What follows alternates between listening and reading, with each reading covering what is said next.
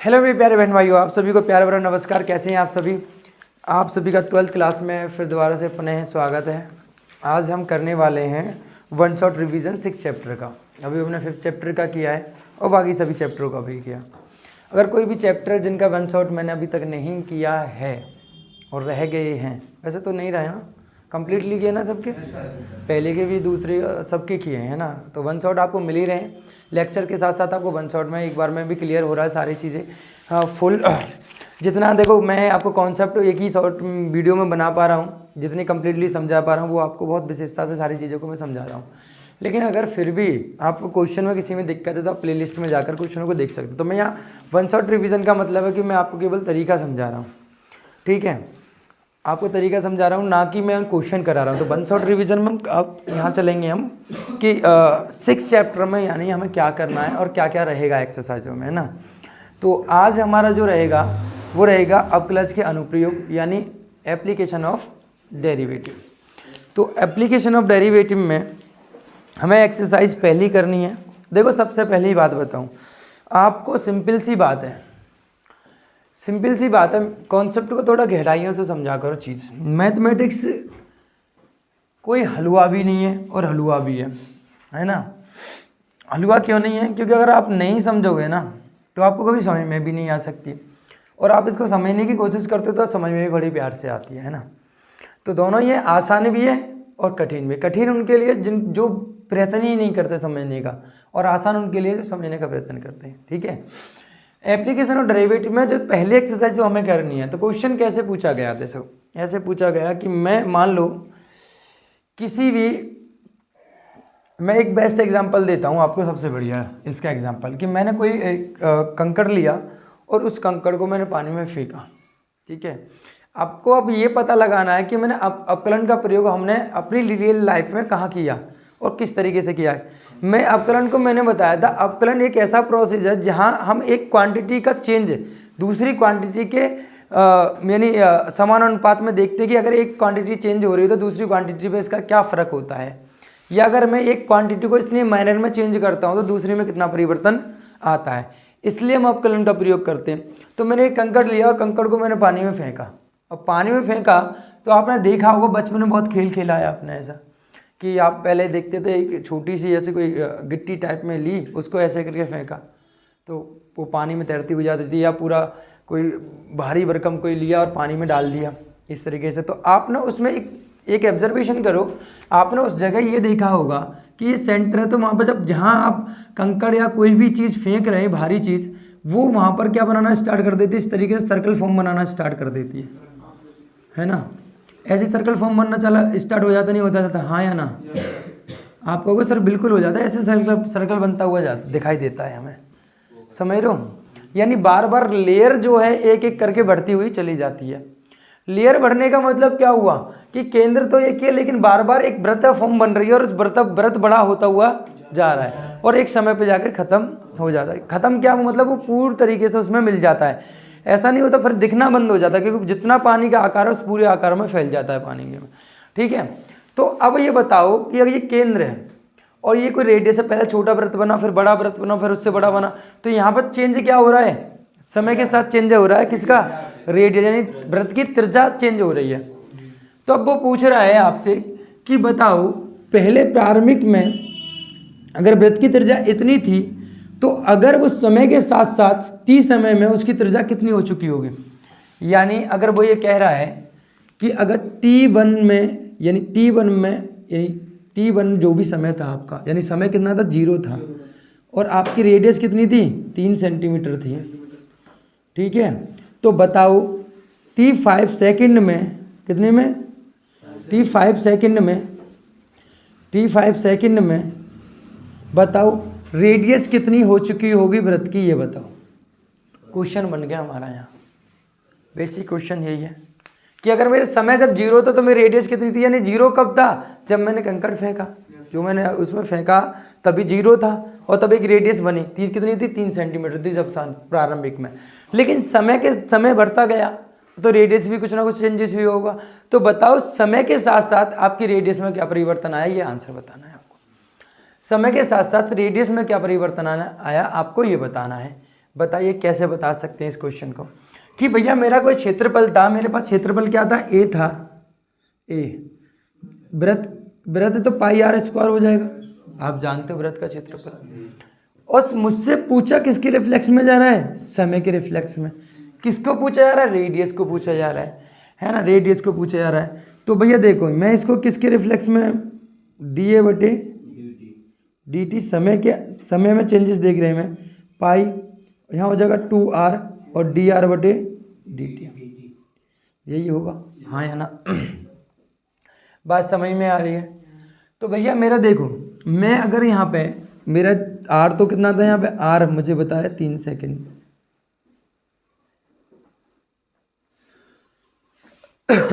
और मैंने समय में और इसमें मैं एक रिलेशन दे दूं आपको, रिलेशन दे देते हैं कि आर बराबर डी आर बटे डी टी, हमें निकालना समय में चेंजेस बताना है 5 सेकेंड में ना। तो डी ए बटे डी टी, हमने यहाँ पे एक चीज़ मिसिंग कर दी इस क्वेश्चन में, वो ये कर दी है कि हमने यहाँ पर ना तो रेडियस कितनी रफ्तार से बढ़ रही है, चेंजेस हो रही है, ये नहीं बताया हमने, है ना। तो रेडियस किसी रफ्तार से घट रही होगी या बढ़ रही होगी।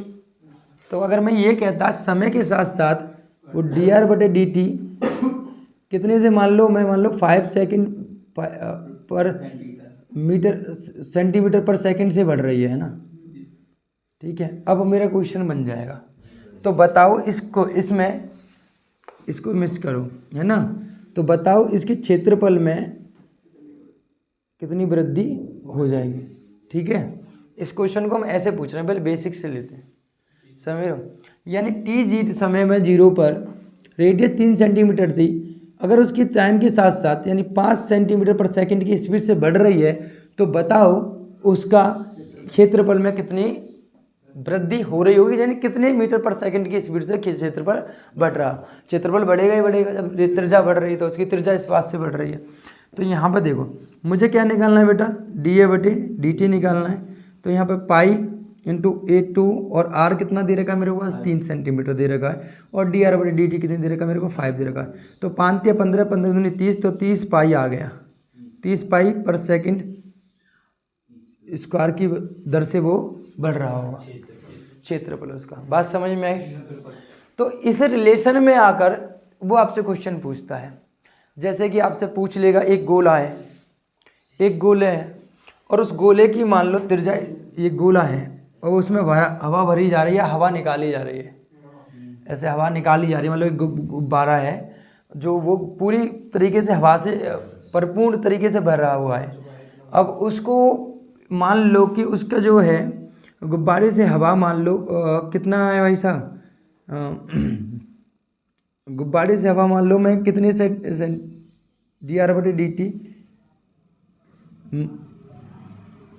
मतलब माइनस के 3 सेंटीमीटर पर सेकंड की स्पीड से क्या हो रही है, घट रही है उसकी, मैं घटा रहा हूँ।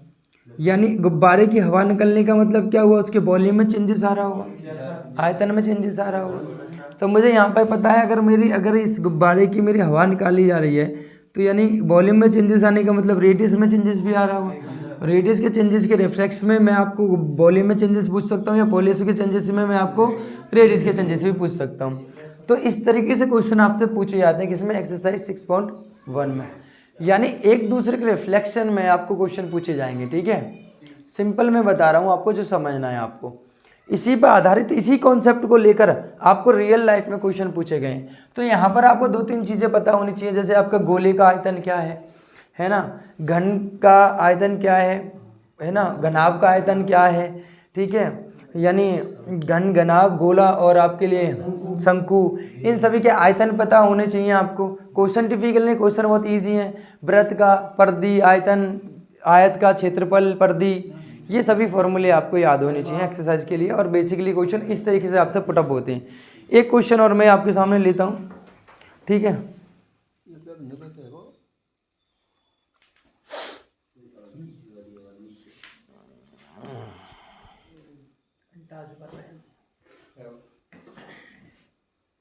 ठीक है भाई, यहाँ तो हमारा कैमरा भी भाग रहा है भाई इधर उधर देख लो भाई क्या क्या बात है। जैसे क्वेश्चन पूछा है, सिद्ध कीजिए कि एक साबुन के एक गोलाकार बुलबुले का आयतन त्रिज्या के सापेक्ष 4 पाई आर स्क्वायर गुना अधिक जल्दी बढ़ता है। यानी पानी का बुलबुला देखते हो ना, जैसे तुमने अब तो वो आ गए मतलब रेडीमेड आ गया है, यूँ करो फैला दो है ना। पहले तो हम क्या करते थे, गिलास लिया साबुन लिया, उसमें सरफ फरफ गोरी और एक इतनी बड़ी फूकनी ली, छोटी मोटी ना इतनी बड़ी, वह गडर गडर गडर गडर करके, मतलब पहले देसी जुगाड़ है, पहले की होड़ नहीं हो रही भाई हैं। हाँ मतलब जो भी है करते तो उसमें कुछ अलग ही मज़ा आता है ना। हाँ जैसे रोटी पे भाई चीनी डाल के ऐसा, मोस्टली मैंने खाया होगा देसी खाना ऐसा, रोटी ली, चीनी रखी और घी डाला है, घी ना मिल रहा तो पानी डालो है, मतलब सुकून था भाई साहब। आपके बच्चों को तो वही फुर्सत नहीं मिल रही पेटीज से पिज़्ज़ा से, पर पेटीज पिज़्ज़ा कितना भी खा लो वो चीज़ अलग ही है। और उस समय जैसे हम लोगों ने तुम लोगों ने जो चीज़ें खाई पी हैं, उस समय के व्यक्ति को 95% का सबका मतलब सिमिलर सा था। और ये मैं चीनी रोटी वाला बता रहा हूँ ना, मोस्टली सबने खाई होगी ज़्यादातर, मैंने ऐसा नहीं कोई एक आधी नहीं, सबने खाई होगी सबने भाई साहब। तो सबका फेवरेट खाना था तो एक सिद्ध कीजिए कि एक साबुन के एक गोलाकार बुलबुले का आयतन त्रिज्या की सापेक्ष 4 पाई आर स्क्वायर गुना अधिक जल्दी बढ़ रहा है। यानी बुलबुले का जो आयतन है वो किस हिसाब से बढ़ रहा है, 4 पाई आर स्क्वायर गुना अधिक जल्दी बढ़ रहा है, उससे जल्दी बढ़ रहा है। ये आपको बताना है, सिद्ध करना है, मतलब ये आपको क्या करना है, आपको सिद्ध करना है। यानी त्रिज्या आर के सापेक्ष आपको वॉल्यूम में परिवर्तन की दर देखनी है। देखिए मेरी बात देखो, कितना बेसिक सा क्वेश्चन है और आपको कितना टॉर्चर कर रहा है ये क्वेश्चन, है ना। आप कह रहे हो भाई कितना खतरनाक क्वेश्चन है, ऐसे क्वेश्चन कोई पूछता होगा, ऐसे क्वेश्चन पूछोगे तो हम नहीं पढ़ेंगे। वॉल्यूम आपको पता है कितना होता है, यानी एक आपका बुलबुला है तो वो कैसा होगा, गोलाकार होगा तो गोले का आयतन कितना होता है आपको 4/3 पाई आर क्यू होता है ना। तो आपको पता है बुलबुले का आयतन जो होगा 4/3 पाई आर क्यू, स्क्वायर नहीं होता, क्यू होता है। सर ऐसा भी तो होता सर, आर को हम स्क्वायर में लेके एच लगा लेंगे मतलब आर को स्क्वायर में लेकर एच लगा, जहाँ में मतलब गोला में तो कम ऊंचाई दिखाई देती होगी चोरे, धरती पे बोझ, गोला में ऊंचाई कहाँ से आई।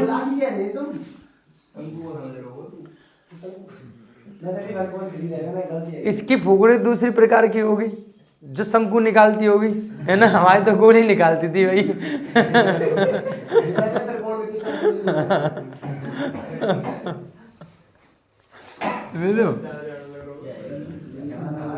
अब देखो यहाँ कितना होगा भाई, dv/, आर के सापेक्ष दे रहा तो आर के सापेक्ष करेंगे 4/3 पाई 3r स्क्वायर और dr नहीं, आर के सापेक्ष कर रहे हैं तो करेंगे नहीं आप, ये कट गया तो dv/dr कितना हुआ 4 पाई आर स्क्वायर। यही पूछ रहा था, बस यही पूछ रहा था, यही सिद्ध करना था।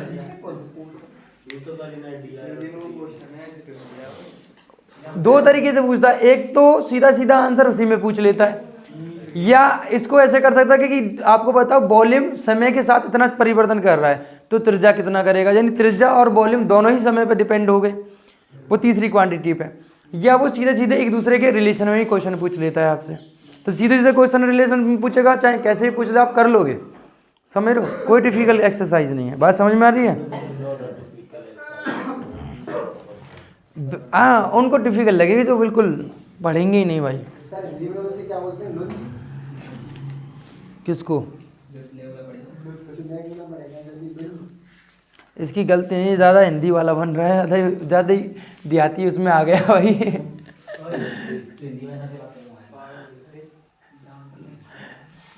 देसी भाषा ही है, ब्रज भाषा में तो अलग ही मज़ा है भाई, ब्रज भाषा की तो बात ही अलग है ना। दोहरो फक सफेद को लुंज कमजोर को, है ना।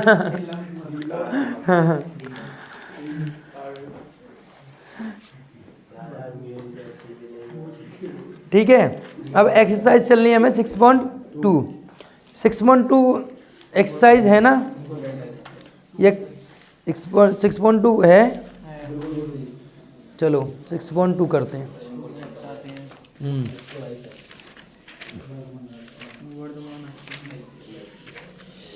अच्छा, अब देखो मैंने आपको बताया था वर्धमान और ह्रासमान, ठीक है। देखो मैंने आपको एक चीज़ बताई थी, आपको कुछ चीज़ें मैंने आपको डिफाइन की थी वर्धमान और ह्रासमान में, ठीक है। फिर मैं दोबारा एक बार रिपीट करता हूँ आपके लिए कि मान लो 6.2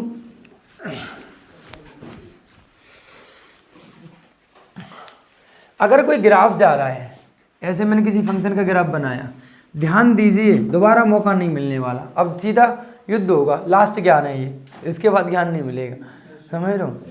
फिर युद्ध होगा, है ना। जीते तो महाराणा प्रताप की तरह दौड़ोगे, और हारे तो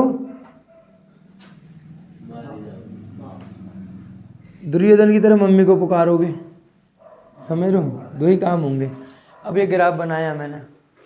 अब ये ग्राफ जो है किसी इस पूरे ग्राफ पर, इस पूरे अंतराल में, ये मैंने बताया अंतराल मान लो ए से बी पर बना रहा हूँ, कोई अंतराल ए और बी है, तो इस अंतराल के किसी बिंदु पर जो सबसे अधिक वैल्यू देगा और इस अंतराल के किसी बिंदु पर सबसे कम वैल्यू देगा। जब सबसे अधिक देगा वो क्या कहलाएगा, वर्धमान, और जिस पर सबसे कम देगा ह्रासमान। ऐसे ही होगा।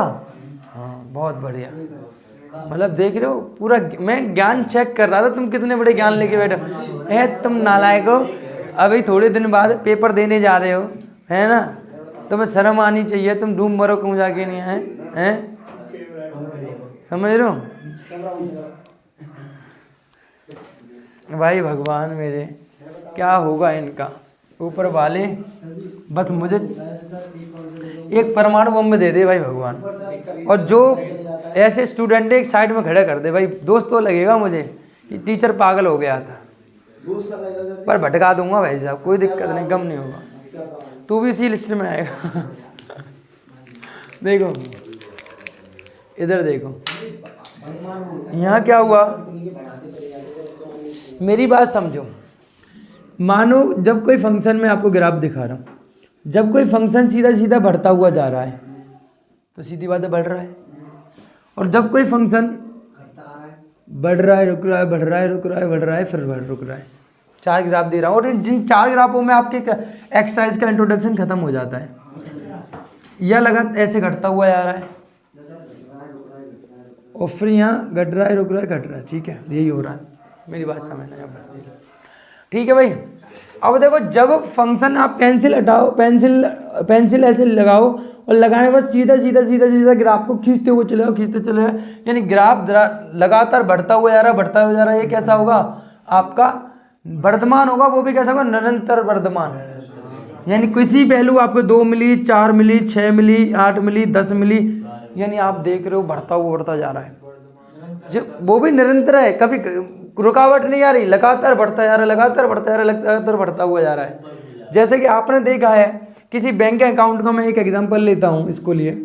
जब बैंक अकाउंट में आप कोई पैसे सबमिट करते हुए जा रहे हो, है ना, जब बैंक अकाउंट में से पैसे तुम डालते हुए जा रहे हो, तो कैसा आएगा, बैंक अकाउंट बढ़ता हुआ जाएगा, बढ़ता हुआ जाएगा, बढ़ता जाएगा। तो वहाँ कह रहा है वो निरंतर वर्धमान हो रहा है, लगातार बढ़ता हुआ जा रहा है, तुम निकाल नहीं रहे, केवल बढ़ा रहे, तो निरंतर बढ़ता हुआ जा रहा है उसका ग्राफ, समझ रहे हो।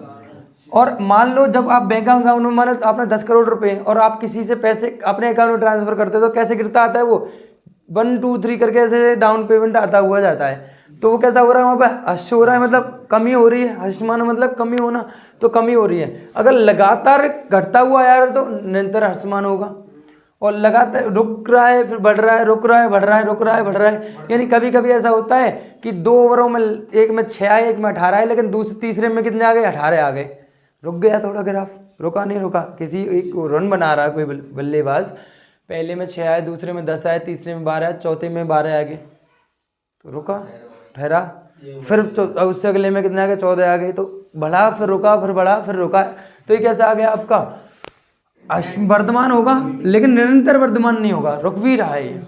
तो दोनों ऐसे ही ये ग्राफ है चारों, और यही चीज़ है। बात समझ में आ रही है? अगर कोई फंक्शन किसी फलन की कोई अगर यदि कोई फंक्शन किसी अंतराल a to b पर, अगर ये कोई फंक्शन a से b पर है, तो आप मुझे बताओ इसकी वैल्यू कहाँ लाई करेगी? भाई सिंपल सी बात, वर्तमान कब हो सकता है? जब मैं किसी अंतराल के किसी भी बिंदु पर मैं देखना चाहता हूँ फंक्शन वर्तमान कब हो सकता है, कब बताइए?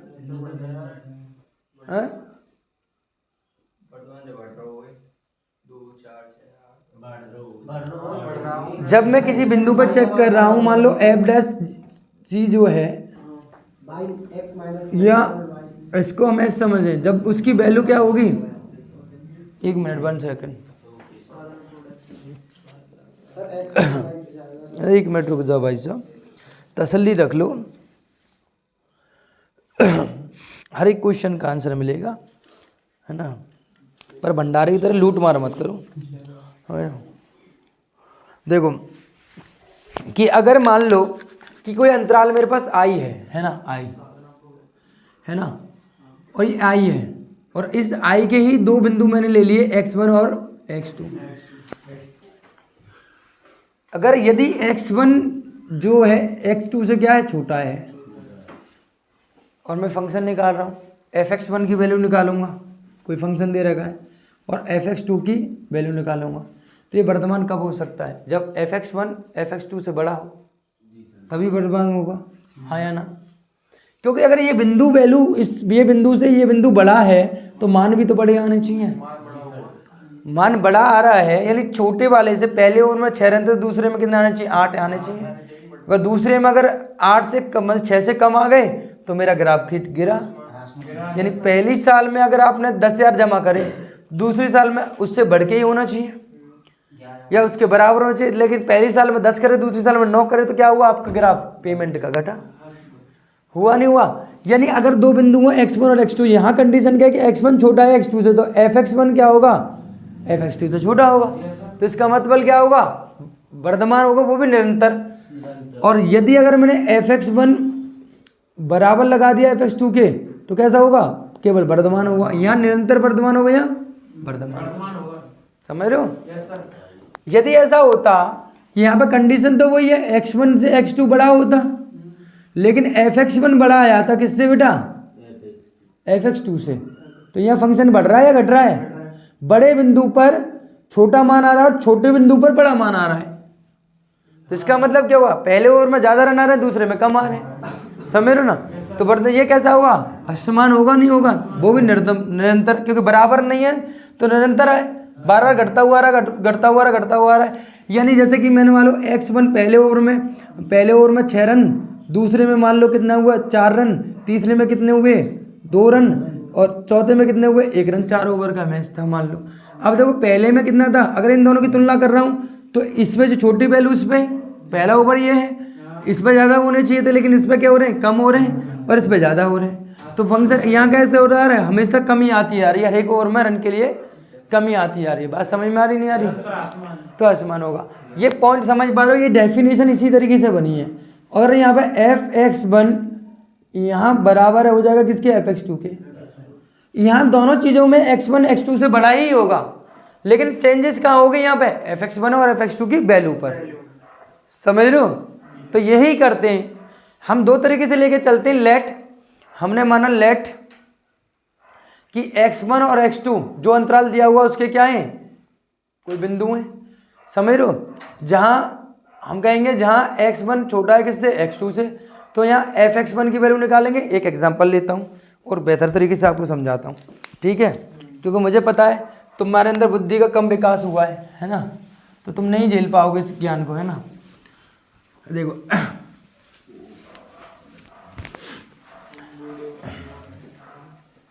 कभी कभी ऐसा होता है दुर्योधन की तरह, जैसे भरी सभा में दुर्योधन से कह दिया कृष्ण ने कि तुम युद्ध का कर रहे हो, तो दुर्योधन खूंखार होकर खड़ा हो गया, अरे आओ अभी तुम्हें बंदी बना लेंगे श्री कृष्ण को। तो ऐसे ही कभी कभी हम बच्चों से ऐसे बोलते हैं कम दिमाग है, तो बच्चों में किसी से एटीट्यूड हो, हम में दिमाग कम, हमसे आके मिलो, है ना। और 4 क्वेश्चन पूछ लो, फिर अगली सीट से पिछली सीट पे बैठना चालू कर देता है वो। ये मेरा रहने दो, बाहर में आन दो, पल्ले ही ना पड़ रहा कुछ भी। इससे तो बेबुद्धि कहला लो। यहाँ देखो 2x की पावर q और यहाँ कितना 4x प्लस के 5 ये है। और मुझे अंतराल दिया है कि बताइए मान लो 5 और 6 पर कि फंक्शन कैसा रहेगा, अश्मान है या वर्धमान। तो मान लो मैंने किया, इस अंतराल पूछ रहा है, या मुझसे कोई भी बिंदु पूछ सकता है कि अंतराल दे रहा है, वो तो बहुत इजी हो जाएगा। लेकिन मुझसे कहा किसी वास्तविक संख्या r पर बोल रहा है, तो बताइए सेट ना देकर, तो मैं क्या कहूँगा x1 और x2 2 पॉइंट बिंदुओं किससे r से लिए गए हैं मैंने। जैसे मैं 5 और 6 एग्जाम्पल पहले ले रहा था, सॉरी मैं 2 और 6 ले रहा था, तो मैं यहाँ पर 3 और 4 इसके बिंदु ले लूँ कोई, समझ लो। तो उसी तरीके से मैंने x1 और x2 मैंने 2 बिंदु ले लिए। अब मेरी कंडीशन क्या रहेगी, अगर मैं x1 x2 से छोटा है, भाई यहाँ कंडीशन क्या है, x1 x2 से छोटा है। यदि ये है कि अगर मैं fx1 को छोटा दिखा सकूँ किससे बेटा, fx2 से। अगर मुझे कब दिखाऊंगा, जब मुझे क्वेश्चन में ये दे रखा होगा ये फलन कैसा है, निरंतर वर्धमान है, तो मैं ये कंडीशन लेके चलूंगा और इससे क्या प्राप्त करके दिखाऊंगा उसे कि x1 भी क्या है, x2 से छोटा है, यही तो दिखाऊंगा, सिद्ध करना होगा मुझे। अगर मुझे कहता है अश्मान है, तो मैं क्या कहूँगा, fx1 क्या है, fx2 से बड़ा है। और देखो यहाँ पर क्या है कि x1 छोटा ही है किससे, x2 से। बिंदु छोटा है, x2 बड़ा है, लेकिन फिर भी उन दोनों के मान क्या, छोटी वैल्यू पे बड़ा मान आ रहा है और बड़ी वैल्यू पे छोटा मान आ रहा है।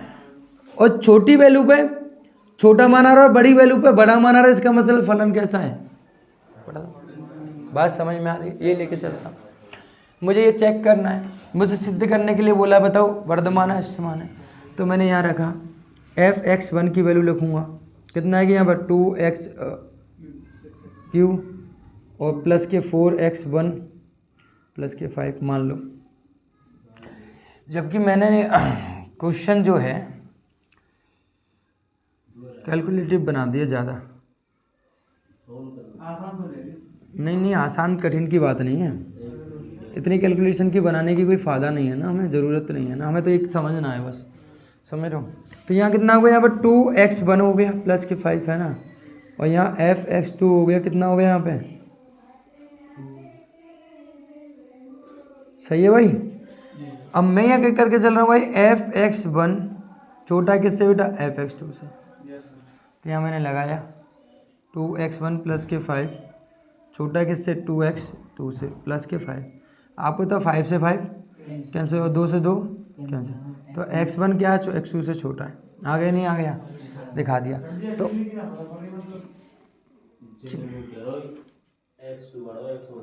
भाई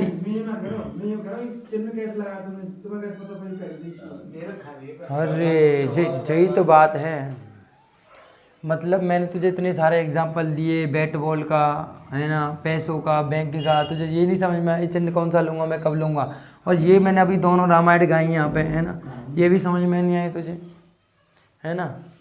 क्या समझ में नहीं आ रहा भाई साहब, मैं इतना बेसिक तरीके से बिल्कुल जैसे बच्चे को लॉलीपॉप देना ना, उसको छील के खानी हो, ऐसे खाने के लिए कह रहा हूँ, फिर भी तुम ले करो कि ये सर मुझे समझ में नहीं आ रहा है। अब ये बताओ x1 और x2 बिलोंग कर रहे हैं यहाँ पर, तो मुझे पूछा है कि ये निरंतर वर्धमान सिद्ध कीजिए, वर्धमान सिद्ध कीजिए मेरे लिए। चलो मैंने कर दिया। मुझे पता है मैं अगर मुझे वर्धमान कब होगा, ये निरंतर वर्धमान तब होगा जब fx1 की वैल्यू fx2 से कैसे होगी, छोटी होगी। कब, जब x1 प्रूफ करके आना चाहिए x2 से भी छोटा है। तो मैं लेके क्या चला, fx1 और fx2 की वैल्यू निकाली और fx1 छोटा दिखाया किससे, fx2 से, और देखा मैंने x1 x2 से छोटा ही आ रहा है, इसका मतलब सिद्ध हो गया ये कैसा है, इस तरीके से आपको एक्सरसाइज को निपटाना है बड़े प्यार से,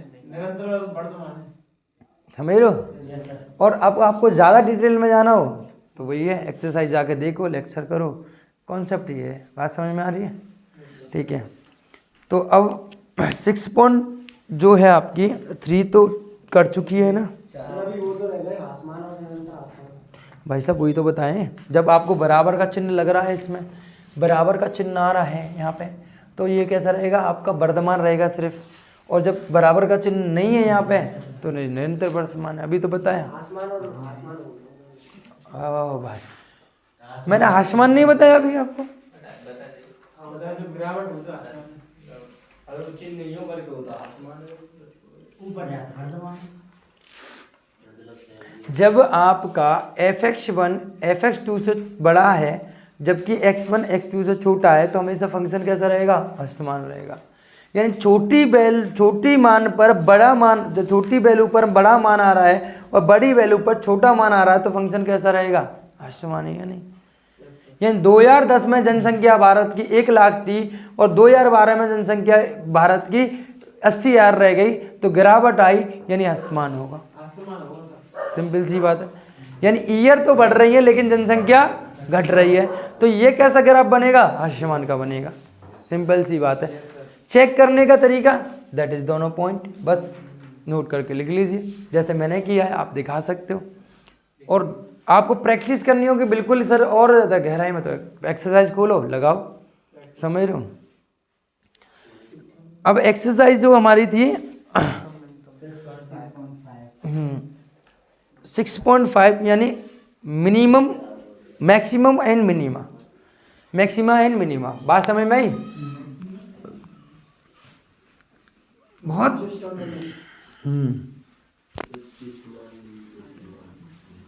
समझ रहे हो। उच्चिष्ट और निम्निष्ठ मान,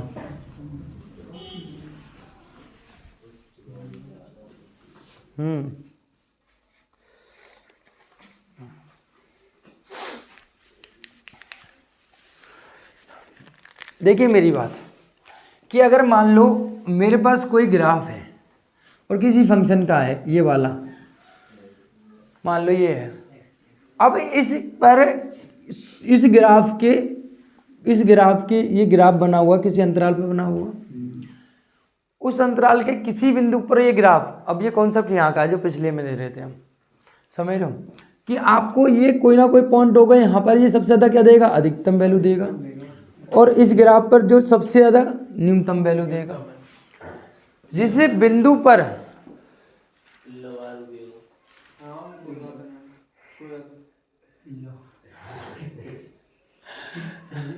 देखिए डिस्टर्ब मत किया करो, पहले सुना करो मुंह बंद करके, बस समझ रहे हो। मुंह बंद करके फिर जब पूछता हूँ तब बताया करो डाउट अपने, ठीक है। तो यहाँ पे देखो, इस ग्राफ के सबसे कोई ना कोई बिंदु ऐसा होगा, मैं तो यहाँ मान के चल रहा हूँ, वो कहीं भी हो सकता है। इस ग्राफ का ये ग्राफ किसी अंतराल के अंतर बन रहा होगा, उस अंतराल का कोई ना कोई बिंदु जो होगा जो फंक्शन पर क्या देगा, अधिकतम वैल्यू देगा, और कोई ऐसा होगा उस बिंदु को रखने पर सबसे ज़्यादा कम वैल्यू देगा, न्यूनतम वैल्यू देगा। समझ रहे हो। जिस बिंदु पर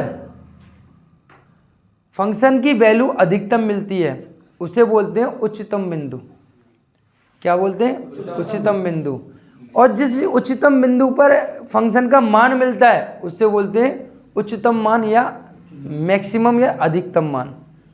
समझ रहे हो। बिंदु को उच्चतम बिंदु बोलते हैं, उच्चतम मान बोलते हैं। उसी प्रकार से फंक्शन के जिस बिंदु पर फंक्शन का मान सबसे कम मिलता है उस बिंदु को बोलते हैं न्यूनतम बिंदु, और जो मान मिलता है उसको बोलते हैं न्यूनतम मान या मिनिमम मान, यानी इंग्लिश में मिनिमम कह सकें। बात समझ में आ रही है। यही कॉन्सेप्ट है बस आपको। और इसको टेस्ट करने के 2 तरीके बताए थे। मेन तो डेफिनेशन यही हो गई, ओवरऑल पूरे मतलब तो मैं इन शॉर्ट समझाऊं, बाकी रामायण तो बहुत गाई है इसके अंदर, ठीक है, और वो पढ़ाई भी है। जो आपको ज़रूरत की बातें हैं केवल जो एक्सरसाइज को रखना है। आपको एक चीज़ बताओ, इसको 2 टेस्ट बताए थे, फर्स्ट डेरिवेटिव टेस्ट और सेकंड डेरिवेटिव टेस्ट, ठीक है।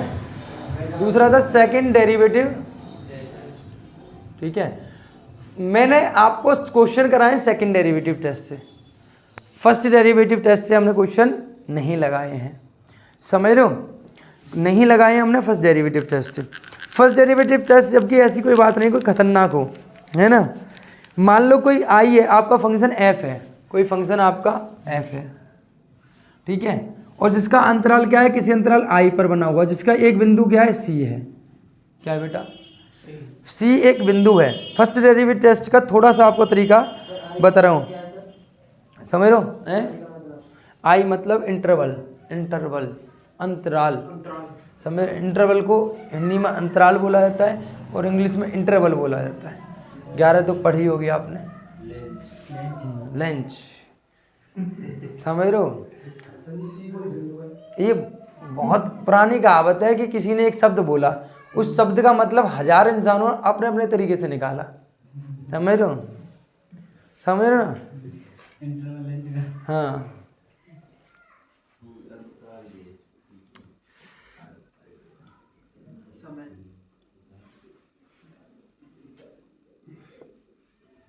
अब देखो मेरी बात, अगर इस एफ सी का मान इसका फंक्शन में रखने पर सी को, सी किसका अंतराल का बिंदु है, कोई उसी अंतराल का जो अंतराल आपको दिया गया है जिस पर फंक्शन बन रहा है।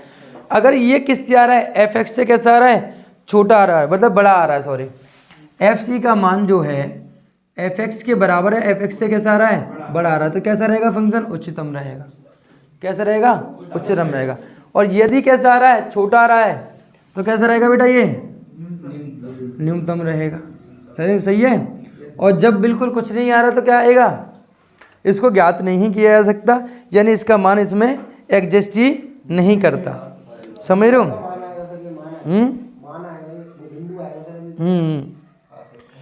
मतलब कहने का ये है,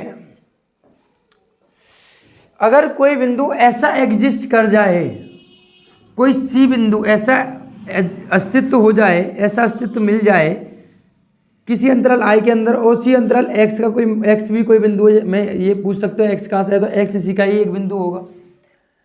यानी कोई ऐसा बिंदु उपस्थित हो, ऐसा बिंदु आपको मिल जाए जिस पर, जिसकी एफ एक्स से, यानी अंतराल के बिंदु को रखने पर, अंतराल का मतलब कोई सा भी बिंदु रखूं, लेकिन उस बिंदु को रखने पर वो क्या दे, सबसे अधिक वैल्यू दे, सबसे अधिक वैल्यू दे तो उच्चतम होगा, और जिस पर रखने पर सबसे न्यूनतम वैल्यू दे वो निम्नतम होगा। समझ रहे हो? और जब आप ऐसा कोई मिल ही नहीं पा रहा सी आपको ऐसा नंबर, तो वो एग्जिस्ट ही नहीं करता होगा ना तो वो उस फंक्शन का उच्चतम होगा, ना ही इसका न्यूनतम होगा। बात समझ रहे हो ना? 3 कंडीशन हो सकती है। एक्स का मान रखेंगे, एक्स कोई भी नंबर हो सकता है, जैसे मैंने प्राकृतिक संख्या का सेट लिया कोई, तो 1 2 3 4 5 कुछ भी हो सकता है। एक्स क्यों यूज किया जाता है पता है? बच्चे गड़बड़ कर देते हैं अपने दिमाग में। अब मैं कोई सेट डिफाइन कर रहा हूँ, सेट मैंने किया ही है, नेचुरल नंबर का सेट लिया। अब नेचुरल नंबर कितने हैं बेटा मेरे, शेरो बताओ जल्दी।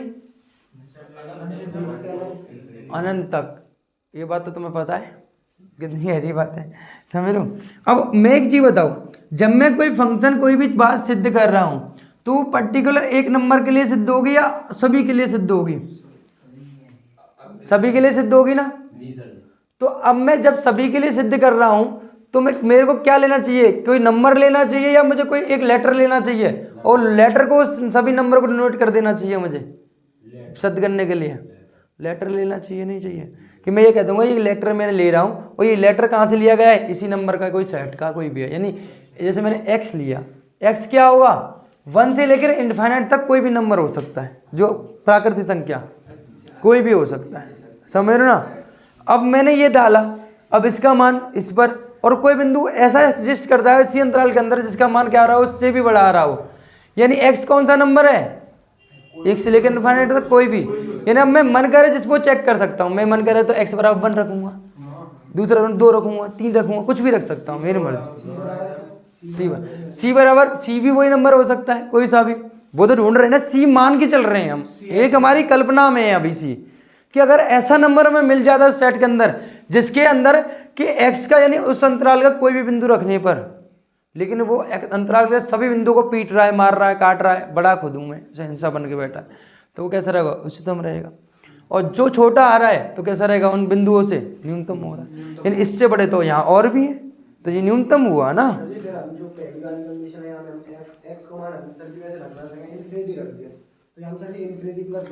इन्फिनिटी प्राकृतिक नंबर नहीं होता, सेट नहीं होता।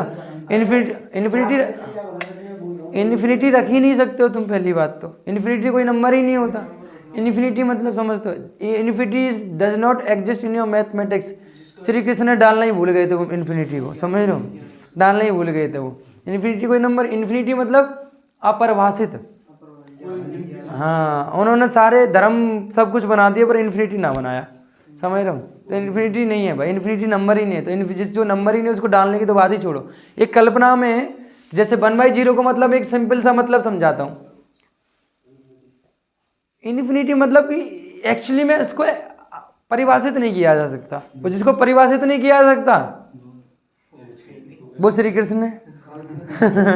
समझ रहे हो बात? समझ रहे हो?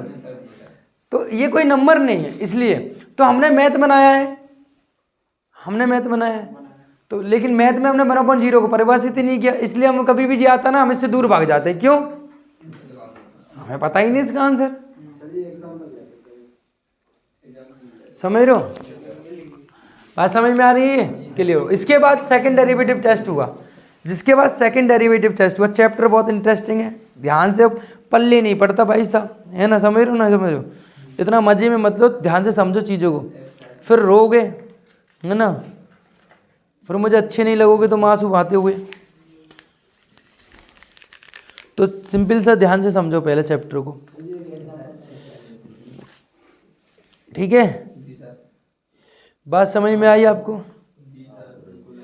हमने फिर देख सेकंड डेरिवेटिव टेस्ट आपको क्या था हमारा, कि मैंने सेकंड डेरिवेटिव टेस्ट आपको बताया था जो हमारा सबसे ज़्यादा इम्पोर्टेंट कार्य करता है। हमने क्या कहा था? हमने कहा था कि अगर कोई बिंदु आप f(x) है, समझ रहे हो? अगर f(x) f'(x) निकालेंगे जो कि क्या है, उससे क्या रखेंगे, उसको बराबर 0 के रखेंगे, बराबर 0 के रखेंगे, धैर्य समझ रहे हो? बराबर 0 के रखेंगे। यहाँ से 0 से रखेंगे तो यहाँ से हमें कोई बिंदु क्या प्राप्त होगा रोहित? कोई c बिंदु प्राप्त होगा, यानी x का जो मान निकल के आएंगे, कुछ c निकल गया, c1 c2 कुछ भी निकल के आ सकता है। समझ रहे हो? और फिर इसका हम क्या करेंगे, एक और बार डेरिवेटिव करेंगे, हम ना रुकने वाले। इसको एक और बार डेरिवेटिव किया, जो भी आएगा। अब यहाँ पे क्या रखेंगे, f"c रखेंगे। ये c के मान को यहाँ रख कर देखेंगे, और c का मान 0 से बड़ा आ रहा है, डबल c का मान क्या आ रहा है, डेरिवेटिव का मान c से 0 से छोटा आ रहा है, या क्या आ रहा है, 0 के बराबर आ रहा है। बताओ, जब ये छोटा आ रहा होगा तो कैसा आएगा, ये मिनिमम नहीं होगा, उल्टा होता है इसमें, खतरनाक बातें नहीं करोगे, उच्चतम होगा। और यहाँ पर क्या होगा, न्यूनतम होगा, और यहाँ पर ज्ञात ही नहीं किया जा सकता। समझ रहे हो? यहाँ उल्टा होता है, गड़बड़ी मत करो दिमाग के साथ। जैसे कि सर एक एग्जाम्पल ले लो, मैंने लो भैया एग्जाम्पल, ऐसे काम तुम डरा रहे हो तुम हमें। एग्जाम्पल तो हमारे पास बहुत है, बस बात यह है कि एग्जाम्पल तुम रख नहीं पाते हो। इधर देख लो भाई, नालायक हो दूर तो। यहाँ देखो f'(x) निकाला मैंने बड़े प्यार से, और मैंने f'(x) को क्या रखा पहले, मैंने 0 बराबर, यानी 2x + 5 को 0 बराबर रखा, यानी x बराबर निकाला मेरा 5/-2। अब मैं डेरिवेटिव डबल डेरिवेटिव टेस्ट निकाल, डबल डेरिवेटिव किया, यानी इसका करूँ कितना निकलेगा, 2, यानी 5 का हो गया 0, 2x का 2 हो जाएगा, x तो 1 हो जाएगा। अवकलन सबको करना आता है, द्वि कोटि का अवकलन निकालना।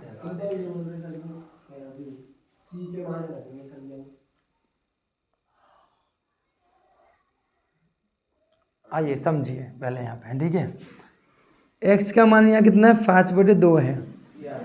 अब मैं x का मान 5/2 यहाँ रखता हूँ बेटा रोहित, तो यहाँ तो x बचा ही नहीं, 2 तो 2 ही रहेगा, बना रखने पे कोई फर्क नहीं पड़ रहा। यानी 2 क्या है, पॉजिटिव नंबर है जो 0 से कैसा है, बड़ा है।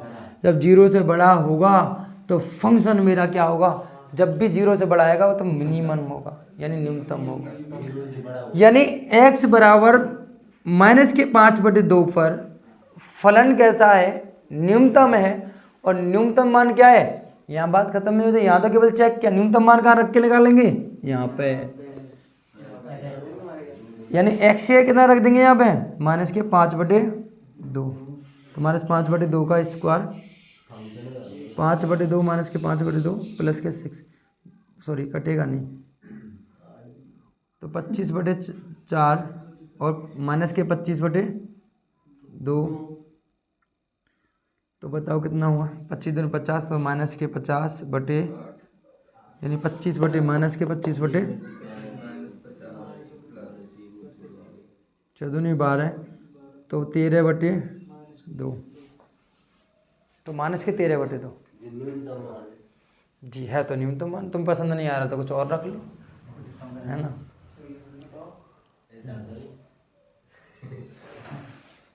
समझ रहे हो, यानी आप एफ डैश एक्स, दांतों को ये इसलिए आश्चर्य नहीं पता है कि इनको दोबारा तिबारा पढ़ाया जा रहा है, समझ रहे हो। जब देखो टेस्ट होते ही ना तब देखा करो उनके फिर मुँह, इन्हें ज्ञान 0 नंबर पे जाता है। फिर जब टीचर पढ़ा रहा होता है ना तो चैप्टर ऐसे लगते हैं कितने रसगुल्ले से ऐसे हैं। अब क्या है, अब तो हो गई बात, बन गई बात, अब तो भाई साहब अपने हाथ में सब कुछ। एफ डैश एक्स बराबर 0 रखा हमने, 2x प्लस के 5 बराबर 0, तो 2x बराबर माइनस के 5/2, तो यानी 5/2 मैंने यहाँ रख के देखा, सॉरी 5/2 मैं यहाँ रखूँगा। डबल डेरिवेटिव में x तो है ही नहीं, तो 2 तो पॉजिटिव बना रहेगा, यानी 2 डबल डेरिवेटिव क्या आ रहा है 0 से बड़ा है, अर्थात फलन का मान कैसा रहेगा, न्यूनतम रहेगा। और न्यूनतम मान क्या होगा, यहाँ पर रखेंगे हमेशा x में, समझ रहे हो। जहाँ आपका सेकेंड डेरिवेटिव टेस्ट फेल हो जाता है तब किसको याद किया जाता है, फर्स्ट डेरिवेटिव टेस्ट को याद किया जाता है। फर्स्ट डेरिवेटिव टेस्ट फेल नहीं होता कभी, सेकंड डेरिवेटिव टेस्ट फेल हो सकता है एक बार, बता तो दिया, पर उसका काम नहीं पड़ेगा यहाँ पे, इतना डीपली उसमें दिया नहीं है, इतना ही काम हो जाएगा आपका जितने में, इसी से क्वेश्चन सारे निकल के आ जाएंगे। लेकिन मैं आपको एक बेसिक क्वेश्चन पूछ रहा हूँ, जब आपका सेकंड डेरिवेटिव टेस्ट फेल हो जाता है तो किसको याद करते हैं हम, फर्स्ट डेरिवेटिव टेस्ट। ये मस्त है ना, ये मस्त है, मस्त ही रख भाई, समझ लो। क्या समझाऊं, तू बता भाई।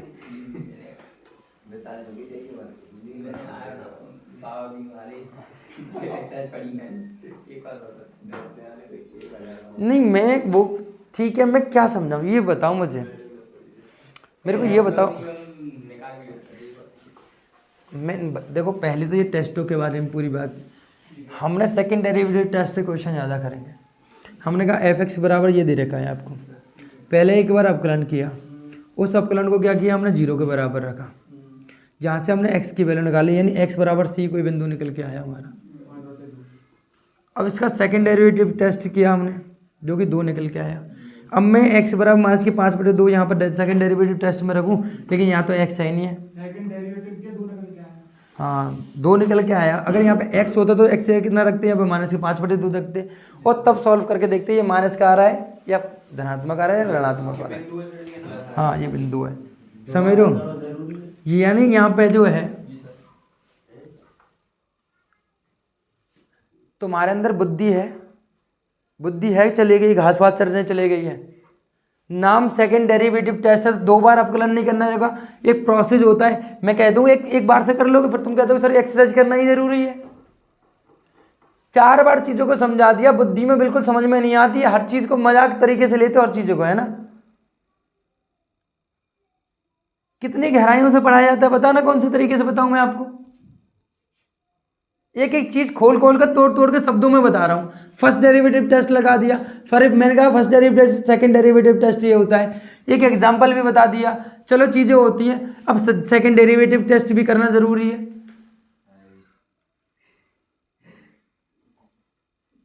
एक प्रोसेस होता है, एक तरीके होते हैं, उस तरीके से होकर गुजरना होता है। उसमें करना ना करना पसंद थोड़ी ना चलती है हमारी, क्या हमें पसंद है तो करेंगे, नहीं है तो नहीं करेंगे। तुम और किसी तरीके से निकाल दो, इन्वेस्ट कर दो, तुम भी बन जाओ मैथमेटिशियन, करो इन्वेस्ट इन क्वेश्चनों को, ऐसे क्या किया जा सकता है। बुद्धि काम करना बंद कर गई है। 2 की क्लास में जाके बैठो, तुम 12th में गलत आ गए हो बेटा। फिर एक बार डेरिवेटिव किया तो यहाँ f' x बराबर 0, तो 2x प्लस के 5 बराबर 0, तो x बराबर माइनस के 5/2 हो गया। x बराबर माइनस के 5/2 हो गया। मैंने इसी का जो f' x आया था उसका दोबारा डेरिवेटिव किया तो कितना निकल गया, 2। अब मैं x के माइनस के 5/2 रखता हूँ मैं यहाँ पे, तो कितना आएगा यहाँ पर 2 आएगा। 2 क्या होगा वैसा 0 से बड़ा होगा, नहीं होगा। लेकिन 2 0 से बड़ा है, तो मैंने क्या, जब भी f" x की वैल्यू 0 से बड़ी होगी तो मिनिमम होगा और इसकी होगी तो मैक्सिमम होगा। तो इस कंडीशन के हिसाब से हमारा क्या आ रहा है, ये मिनिमम आ रहा है। यानी x बराबर -5/2 पर कैसा रहेगा, न्यूनतम रहेगा। बिंदु न्यूनतम बिंदु क्या है, x बराबर -5/2। लेकिन न्यूनतम मान निकालने के लिए कहाँ रखेंगे हम, यहाँ पे f(x) में वैल्यू जो फंक्शन दिया है उसमें रख कर देखते हैं। तो हमें यहाँ से केवल कितना क्या पता चलता है, यहाँ सिर्फ हमें ये पता चलता है कि ये बिंदु जो हम निकाल रहे हैं वो मैक्सिमम है या मिनिमम है। अब हमें पता चले मिनिमम, तो मिनिमम मान कहाँ निकलेगा, यहाँ रखने के बाद। ऐसे ही अगर ये मान लो 0 से छोटा आता तो मैक्सिमम होता, और मैक्सिमम मान का निकाल के रखते इसमें रखते। बस ये सिंपल सा प्रोसेस से होकर गुजरना होता है। समझ में आया? हमके पेपर में ये पूछी जा रही है कि सेकंड डेरिवेटिव टेस्ट पे निकालो के वैसे पूछे जाओगे वो टेस्ट मार्क। वो कोई कुछ नहीं पूछता आपसे, फर्स्ट डेरिवेटिव सेकंड डेरिवेटिव कुछ नहीं लिख के देता, वो केवल क्वेश्चन देता है, आपको उचित न्यूनतम और मैक्सिमम या मिनिमम और मैक्सिमम मान आपको निकालने होते हैं। समझ रहे हो?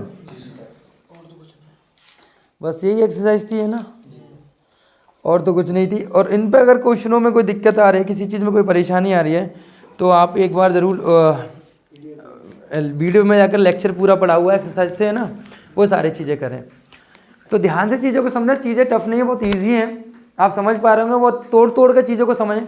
मैं हमेशा कहता हूँ 1-2 घंटे की चीज़ें भी याद हो जाती है अगर उनको ब्रेक कर करके पढ़ा जाता है, तो है ना।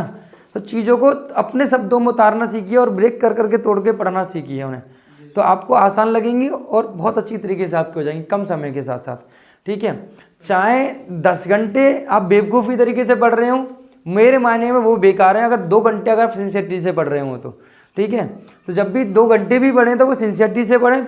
दिखाने की ज़रूरत नहीं है कि 15 घंटे हम पढ़ते हैं, पढ़ो उतना जितने में आपको कंफर्टेबल लग रहा है और आप इतने समय में कर पा रहे हो, चाहे वो 10 घंटे हो, चाहे 12 घंटे हो, चाहे 4 घंटे में हो रहा हो काम आपका। ठीक है, तो वो चीज़ें करते हुए चलो। ठीक है, फिर हम ना अगले नेक्स्ट चैप्टर 7th के साथ फिर मिलते हैं ना, वन शॉट रिवीजन के साथ। और अभी के लिए ठीक है, थैंक यू सो मच।